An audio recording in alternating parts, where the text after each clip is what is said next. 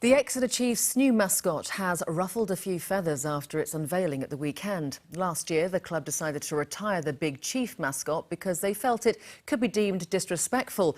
But its replacement has done little to make the issue around the Native American branding go away. Andy Burkitt has the story. Is it a bird? Is it a... Well, I'll stop there because we know it's a bird called Tom. But that's all we've been told. It's fair to say this new mascot has had a bumpy landing at Sandy Park. Ordinarily, there wouldn't be a huge amount of interest in this, but given the reason the previous mascot was retired, its replacement was always going to be closely scrutinised.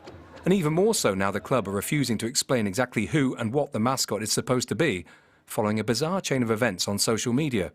It started when an account claiming to be Tomahawk, the Exeter Chiefs mascot, appeared on Twitter. It was endorsed by the club, urging supporters to get behind it. Yet shortly afterwards, the Tomahawk account was deleted, along with some tweets from the club. While some supporters clearly have no problem with the new addition, it has disappointed others, including former Chief Chris Bentley, whose views on the branding have changed over the last 12 months. It wasn't the best way to handle the relaunch of a club mascot, which is an important part of the fan experience. There's a deeply ingrained culture with the Exeter Chiefs, and there needs to be a lot of work with the fans to educate and let people see that there's something that needs to change. The Americans have fought the battle and made the decision how the change is going to be, and now it's not just about the feelings of Devon, it's a global marketplace that they're trying to occupy, and as such we've got to take global sensitivities into account.